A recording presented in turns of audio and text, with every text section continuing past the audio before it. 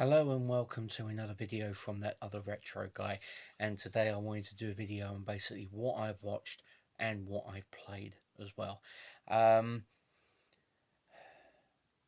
I know videos have been a little slow in coming, but as I put in one of the previous videos, I've been suffering with my mental health, and so watching films and playing games have definitely helped me somewhat.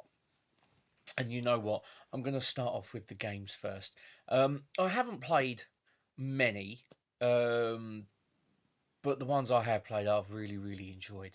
Um, I'm going to start off with a couple of games that are on the ZX Spectrum, and one of them is a game called Colin the Cleaner from IJK Software. IJK Software basically plagiarized many games back in the 80s, and basically just rebranded them as games that they created. But Colin the Cleaner was one that's basically, it's like a single screen affair. I think you've got about 15 levels, and basically you have to uh, go around the levels, and you have to basically pick up the bits of rubbish from this museum, and you have to do it basically in a certain way. Let's just say it's like you can. There's a certain way through certain levels, and you have to leave one item until last, and that's basically right near the end flag that you have to touch. You have to use transports to go up, ladders to go down. You can't step down, otherwise you end up losing a life and things like that.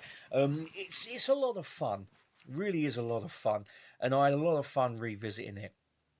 And I basically got near enough right up to the last level with one life left, and I ended up cocking that up spectacularly, I might add.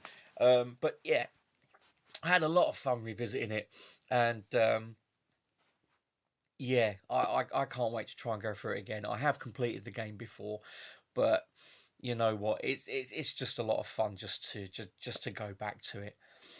The second game on the next that I played was a game called City Bomber, and it's basically a copy of a game called Blitz on the Vic 20, and basically you're in this plane, and basically you have to go around bombing cities. You know, it's a nice and simple game. You don't control the plane whatsoever. Apart from after you've obliterated the city, you press L to land. Other than that, you just press spacebar to bomb the cities. And it is a game of skill, because as the plane goes to the right of the screen, it comes back on the left hand side, but it's like one sprite lower, so you're getting lower all the time. And yet you've got tall buildings, short buildings, and that, and it is quite good. Fairly simple, but it is a lot of fun, I must admit, and I did have a lot of fun playing it again. And I must admit, Mum hadn't played the games for years, so she had a go at both. She said she loved Colin the Cleaner. I think she got about 4 or 5 levels in, and where she hadn't played it for like near enough 30 odd years, she was like, "Oh, don't like that game no more." But she had a lot of fun with City Bomber, because it reminded her of playing Blitz on the Vic 20, and she used to love playing that. You know, I think she's got a touch of megalomaniac in her. I really do. Um, but yeah, we're going to move on to the Sega Mega Drive, and I have played a couple of games on that as well. And one of them was Biohazard Battle, or as it's known in Japan, Crying.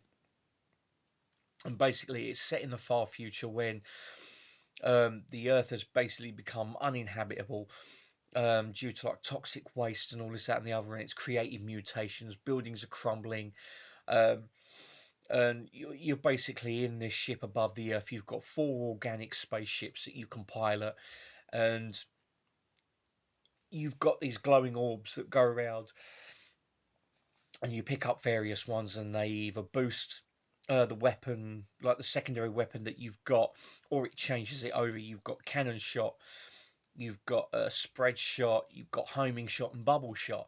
Um, and I normally end up using the homing shot because it is actually pretty good. You can't upgrade your standard weapon on your craft, unfortunately, but the game is pretty good. But it is very brutal on the second level. Either that or I'm just shit. Yeah, I'm actually quite shit, but I had a lot of fun revisiting it.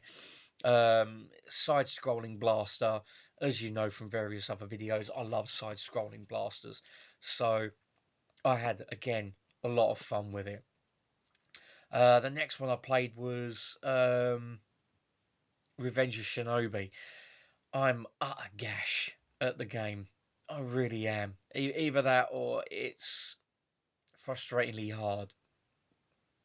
No, it's me. I am gash at it.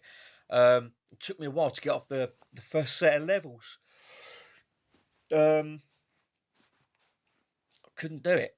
Really couldn't do it. And then in like the second set of levels where you're in the caves and that, I got done right, raw and proper. So few in frustration, I turned it off. But I did enjoy playing it when I was winning. But take nothing away from the fact that it is a fantastic game. It really, really is.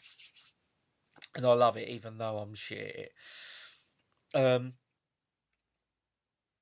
But I'm going to move on to the Switch games. Now, I played these recently. One of them was actually, I think all three of them were pickups over like the recent like couple of months and that. And I've literally only just got round to playing them. And the first one, I've literally finished playing it now, and it is. There you go. I don't know if you can see that. There you go. Luigi's Mansion 3. I loved the first Luigi's Mansion on the GameCube. I loved Luigi's Mansion 2 on the 3DS. And this is very solid. Very solid follow up to the first two. I loved playing this. And sometimes the control of trying to use the poltergust and aim and all that does take a while to get used to. But I had a lot of fun playing it. I'm not that far into it actually, but it is great. The graphics are nice and cartoony on it, what you expect for a Mario or Luigi game. And I had fun busting ghosts. I really did. Music's great in it. I loved it. You know, I can't wait to go through it. I mean, I completed the first one. I haven't completed the second one. And I should really complete the second one before completing this one. But you know what? I had fun, and I love the Luigi's Mansion games. So I will be going back to it, try and complete it. The second one, it's the first time I actually played this one, and I played it yesterday actually, and oh, excuse me for yawning. I haven't slept properly in weeks, and it's catching up with me. I played this one for the first time yesterday, and I spent a good about hour and a half on it, and I'm not that far into it. I think I'm only about like 3% through or 2%, maybe even 1%, and it is Legend of Zelda: Breath of the Wild. It took me a while to get used to the graphical style of this. Because I'm used to obviously like the graphical style of Ocarina of Time and that. So having like cell shaded graphics and a graphical palette that's basically it's bright. It's very bright. It takes a while to get used to, but I liked it. I really, really liked it. Um, the fact that the weapons break after a while. Um, yeah, it is quite annoying, but it means that you have to basically switch to another weapon in your inventory to try and take something down. But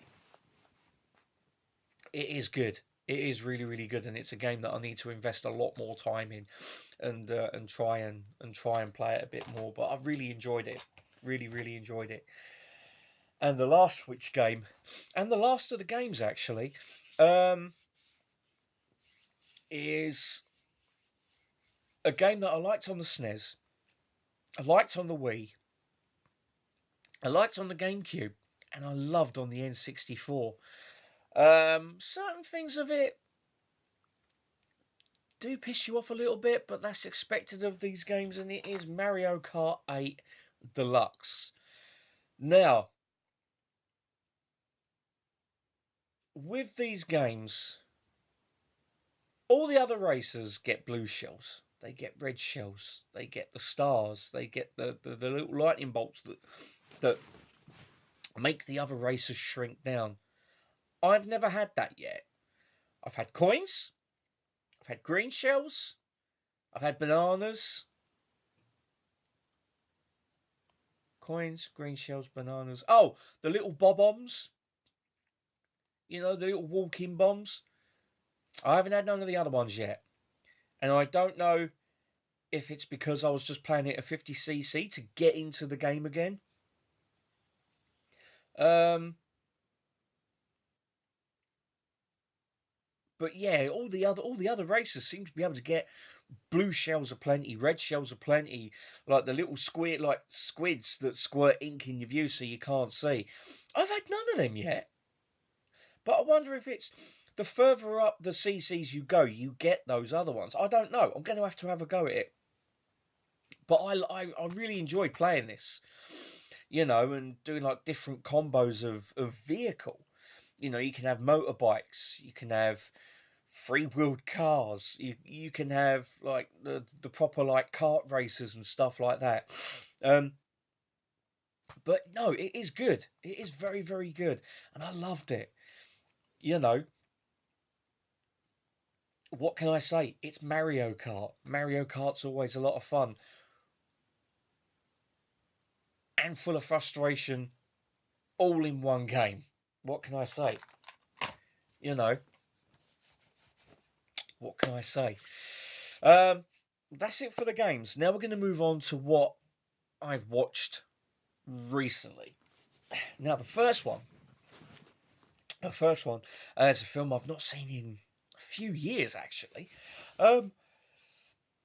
Stars Patrick Swayze, C. Thomas Howell, Jennifer Grey, Lee Thompson. Who else is in it? Powers Booth, and Charlie Sheen.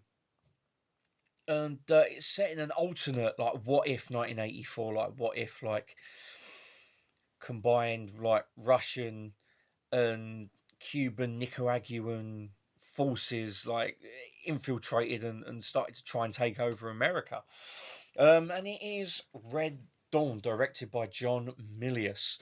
It was great revisiting this after so long. I mean, I as I say, I haven't seen this in a good few years, and yeah, I had a lot of fun with this. Cracking soundtrack from Basil Poledouris. Some great performances, especially from the always dependable Patrick Swayze. It would go on to star in Ghost, Roadhouse, and To Wong Fu, Thanks for Everything, Julie Newmar, and Christmas film called some kind of Christmas film. It had Tim Curry in it, which was actually very good fun, you know. And Carmen Electra, not the best of actresses, but she was adequate in it. But this is such a classic film. I mean, I still remember watching this like back in the 90s, like with like mum and dad and like the family and all that. And yeah, it was great to revisit it after all this time. I think the last time I watched it was when dad was still here. And this is a film that mum really likes because of Patrick Swayze. She's a huge fan. And I must admit, I'm a fan as well because he was just a fantastic actor. Such a sad loss to that bastard disease of cancer, which really needs to just disappear up its own arse. It really does. Cause so much pain. You know, it really does need to fuck off. But no, this is a great film. Really is a great film. And I'm glad to have watched it again. You know, I mean, a group of like high school kids pretty much trying to take on this military might, you know, it's just a great film all round. Really is. Had a lot of fun with it, and I can't wait to watch it again. Now the next one was a first time watch for me, and I like the late Gene Hackman now, sorry, should I say, which his death was a huge blow, actually. I mean, I know he was, 94, 95, but still, it was like, yeah, he was 94, 95, but it was still a shock and a huge blow. You know, he had a fantastic career. And he starred in some brilliant films. He really did. And one of them, as I say, was the first time watching it, was The French Connection. I haven't seen the second one yet, but the first one, it was dirty. It was gritty. It was kind of like, it was done in documentary kind of style. You know, yes, there's a couple of questionable language choices, but it was of the day. 1971, I do believe. Yeah, 1971, where that language was prevalent. Yeah, it's not as much now. At least I'd like to think so. But back then it was, so it was kind of like take it in the context of when it was made. But the first one is an exceptional film. As I say, dirty. It's gritty. The car chase. Well, it's not really a car chase. It's Gene Hackman commandeering a car and trying to chase after a train. And when the white Ford hits him, it wasn't scripted. It was a member of the public. They didn't even know that they were filming. The fact that they kept it in there made it so raw, and it was such a fantastic film. An hour and 39 minutes of just like gritty performances. And I do apologise about the dog next door. It's always barking and they never shut the fucking thing up. Hello, Simba. But this is, if you haven't seen French Connection, you need to watch it. As I say, I haven't seen the second one, where he's actually in France. It's kind of like a bit of a follow up, But yeah, you need to get the first one watched at least. Cracking film, and one I can't wait to revisit, especially if I'm going to try and watch the second one. Now the next one that I watched was again a first time watch, and it's a Sherlock Holmes film from the 70s. Now I'd loved The Hound of the Baskervilles with Peter Cushing. Fantastic film, and it was on the Arrow label. Released, I think it was about 2014, 2015. Highly recommended picking it up. And this one actually stars Roger Moore as Sherlock Holmes. It's got John Huston, film director John Huston, as Professor Moriarty.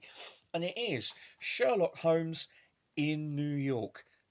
Not the best of cover designs, I'll grant you. But I really liked this. It was a great Sherlock Holmes film. I think it basically, from what I remember reading, it cherry picked parts of like different Sherlock Holmes stories and threw them all together in this film.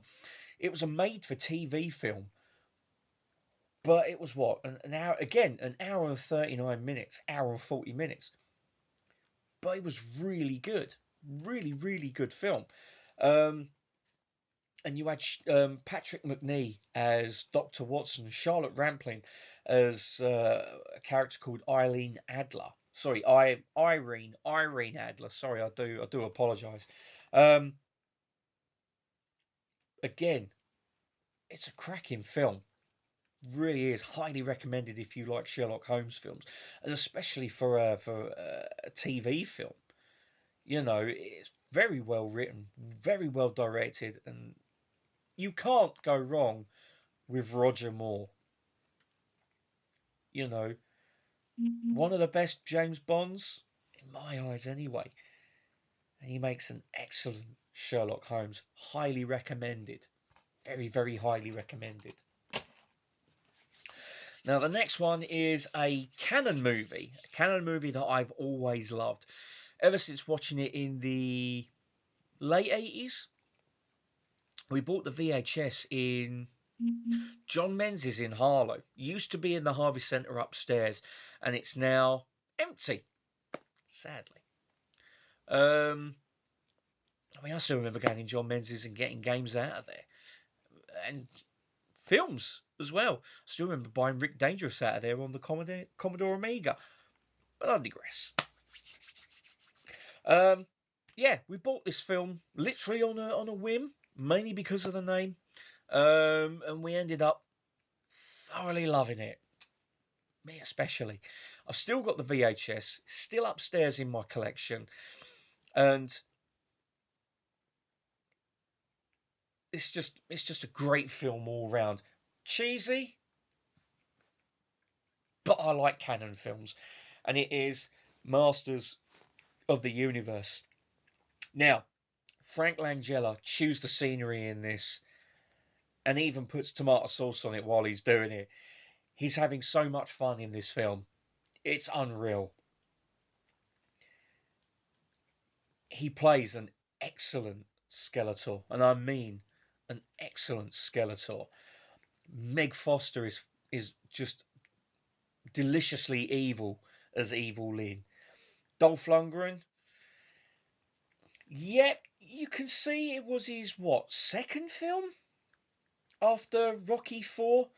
And even Sylvester Stallone, who was making Over the Top Next Door, he went onto the set, and when he saw him up there speaking, he actually turned around and said, "You gave that guy lines?" But the thing is, yeah, he might not have had the best script in places, and his acting might not have been strong for the his delivery of the lines might not have been strong. But man, can he wield a sword? Can he kick ass? I think he's great as He-Man. You know, a load of people will disagree and say, "Oh, he was shit. He was miscast." No, for me, he is He-Man. As I say, his delivery of certain lines is not great, you know, but it's a Cannon film. You know, you're not getting Hamlet. You're not getting, you know, thespian, kind of Tony winning material. You're getting 100 minutes of Cannon goodness. And as I say, I fucking love this film. I adore it. For all its cheesiness, for all its maybe a little bit tacky special effects in certain places, but on the whole, for me, it still holds up. You've got a young Courtney Cox, a young Robert Duncan McNeil playing two teenagers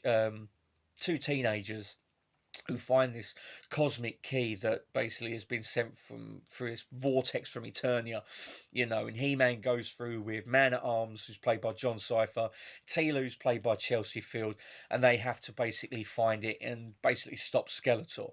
And then they find this grizzled cop played by James Tolkien from Back to the Future and Top Gun, he's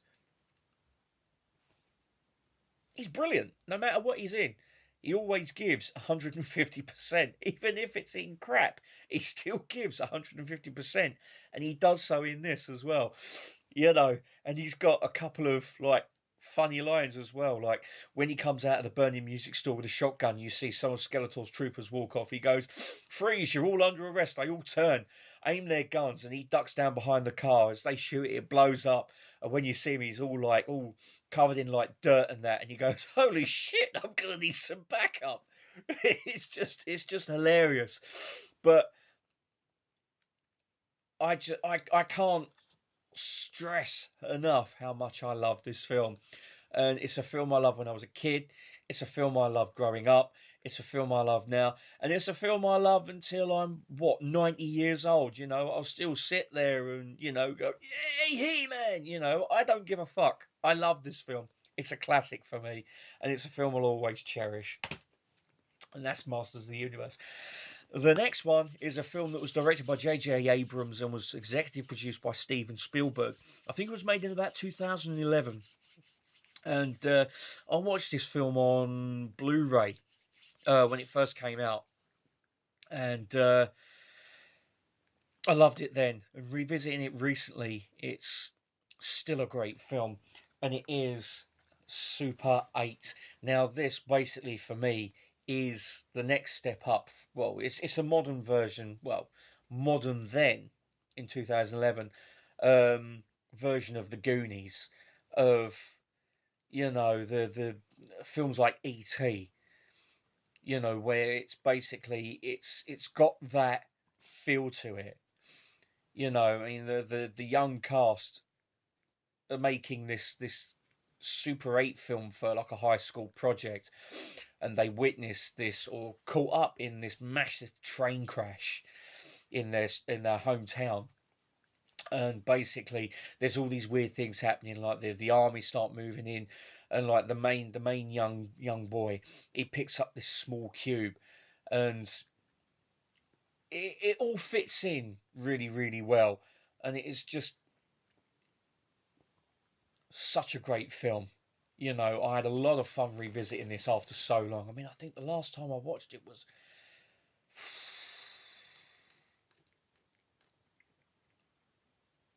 8 years ago, maybe 8, 9 years ago.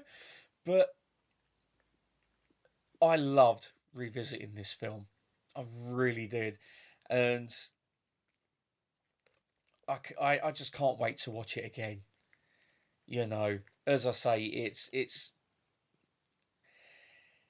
it's got the feel of those 80s kids adventures, you know, but it's one of those kids adventures that adults can watch as well, and get a hell of a lot out of it, and it's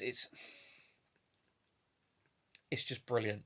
Really is a fantastic film, and if you haven't seen it recently, you owe it to yourself to re-watch it. If you've never seen it, you owe it to yourself to watch it for the very first time. It's hugely enjoyable, and it's only on for an hour. I was just about to say 52 minutes. Bloody hell, it's short. An hour and 52 minutes, and it's well worth 2 hours. It really is. It's just such a fantastic film. The same as the next one. Now, video game to film transitions normally get a lot of stick, especially if you're Street Fighter, which I find it is crap. It is cheesy. And yeah, Jean-Claude Van Damme was coked off of his tits while making it, while banging Kylie Minogue, apparently.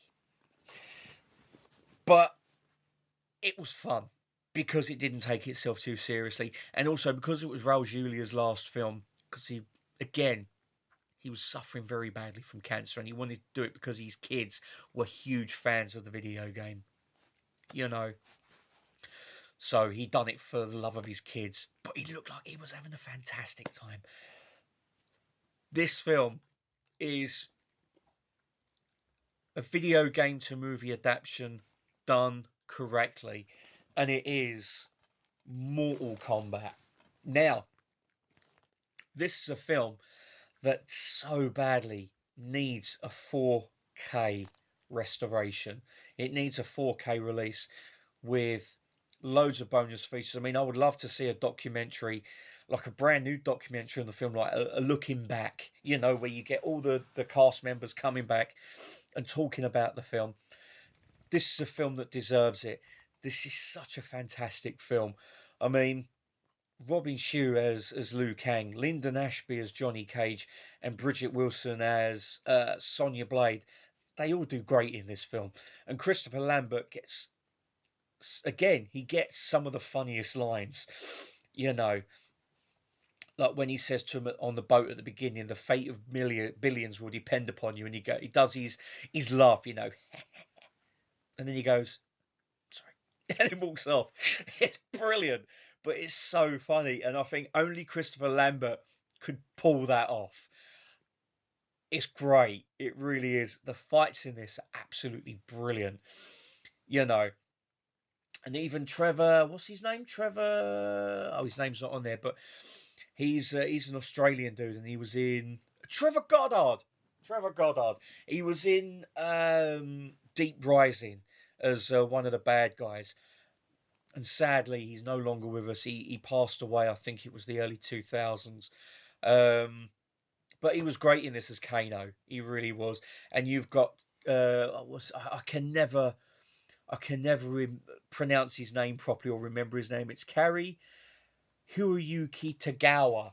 He plays Shang Tsung, and he's again, he's just chewing the scenery in this, but he's great with it. You know, as Shang Tsung, you know, the stealer of souls, and yeah, this is a lot of fun. A lot of fun for its 101 minutes. You know, and Paul Anderson, or Paul W.S. Anderson as he goes now, yeah, he's made a bit of crap. You know, I mean, I love the first Resident Evil film. I loved the second one because it followed it up beautifully. The rest of them, they're good, but I've got no desire to watch them. For me, it's just the first two, and that's literally it. Event Horizon is a brilliant film. Haunted house film in space. I've done a review of an unboxing of the 4K set that I bought, and I'm going to leave a link just up there in that corner where you can click on it and watch it if you so please. He directed Monster Hunter based on the Capcom game. While it's not great, it was okay. You know, he's got a new film coming out with, again, Mila Jovovich, his wife, and David Bautista. And I must admit, that doesn't look too bad. It looks like an original screenplay from him. You know, it doesn't look too bad. I'll give it a go. I loved Soldier that he made. Again, it was an original film.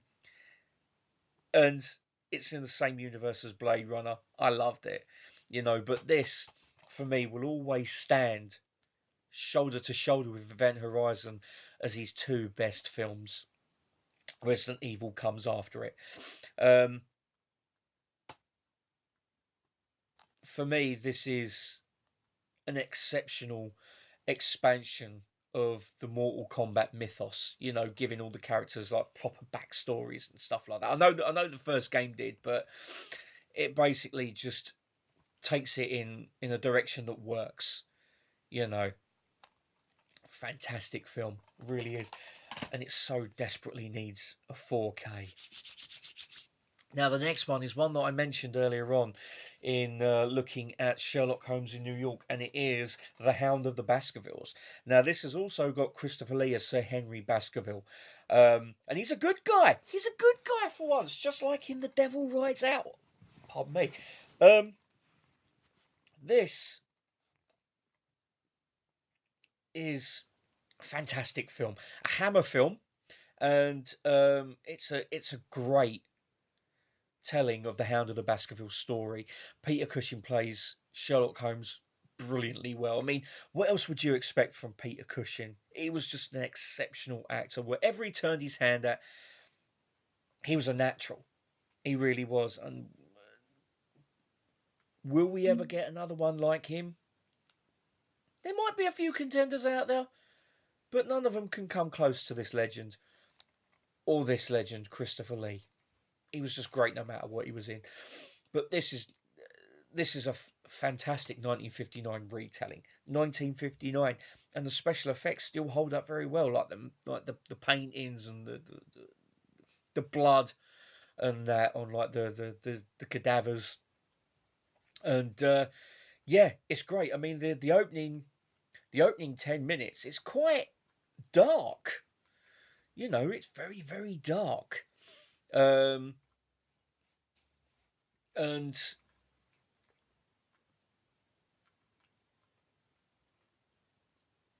it's just a great film. Really is a great film. If you can pick up a copy of this, I highly recommend it. It's just a great film, and it's only 87 minutes long. It's got atmosphere by the bucket loads, and I can't recommend this enough. And that's Hound of the Baskervilles, another Hammer film worth watching. The next one's actually a TV series, and I watched a few episodes a couple of years ago, and I got quite into it, but I never I never got round to watching the rest of them. And again, I've watched a couple of episodes and I need to go back and watch them. But this is the first series, and it is Star Trek Lower Decks. Now, this has actually got. This is actually really funny. I didn't think it would be. You know, I thought it's Star Trek. How can you have an animated Star Trek that's basically done by the creator of Rick and Morty? It's not going to work, but it does. You know, I mean, it went for 5 seasons. You know, I think there's only about 10, 12 episodes on this, but it's the opening couple of episodes are so good. So good. And it's got Jack Quaid in it as I can't remember his character's name. I really can't remember his character's name. I only watched a couple of episodes yesterday. But yeah, Jack Quaid, son of Dennis Quaid, he's great in this, and even Jerry O'Connell as well. I can't remember who he plays, but this is a great series. It really is, and I can't wait to watch the rest of the episodes and watch season 2, 3, 4, and 5. Now, when they released these on Blu-ray, the actual covers, they resembled the original Star Trek films. So the second season of Lower Decks is done like Wrath of Khan. Season 3 is done like Search for Spock. Season 4 is done like The Voyage Home. And I think season 5, the final season, is done like The Final Frontier. It would have been great for them to do a 6th season and do a cover like The Undiscovered Country. But you know what? I like this. For me, it's a great addition to Star Trek canon, like a kind of what if. You know, I had a lot of fun with that, and I can't wait to go back to it. Now, the last film is, for me, it ranks up there as one of Van Damme's best, along with Time Cop and what's the other one? Hard Target. And it's basically a Die Hard in a movie. It's basically Die Hard in a hockey arena. And I love this film. It never gets boring. I have a lot of fun watching it. Again, it's got Powers Booth in it, but this time he's the bad guy, and he plays a right bastard of a bad guy as well. He doesn't care who gets in his way. He just shoots them, you know, and it is sudden death. Now, you've got Raymond J. Barry in this. I think he plays the vice president.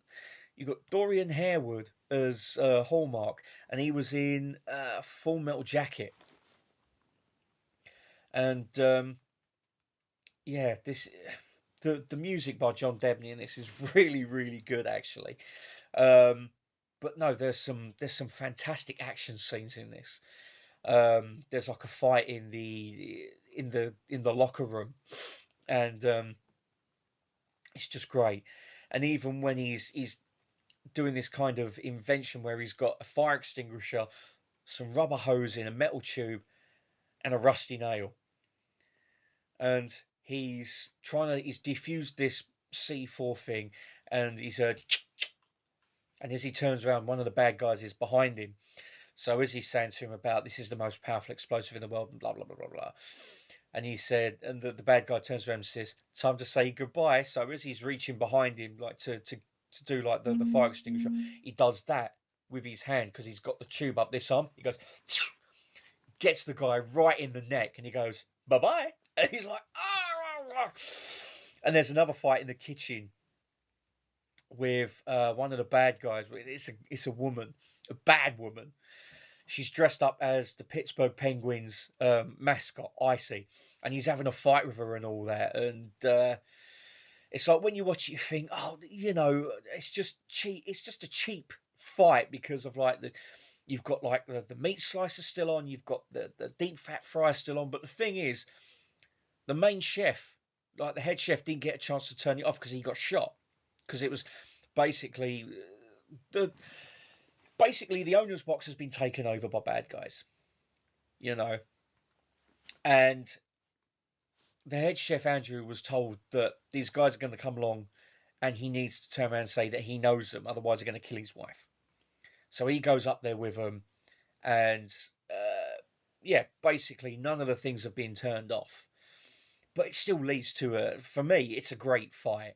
And then there's a follow up to it where basically he grabs hold of one of the security guards, who's again one of the bad guys, and he lets slip that he's one of the bad guys.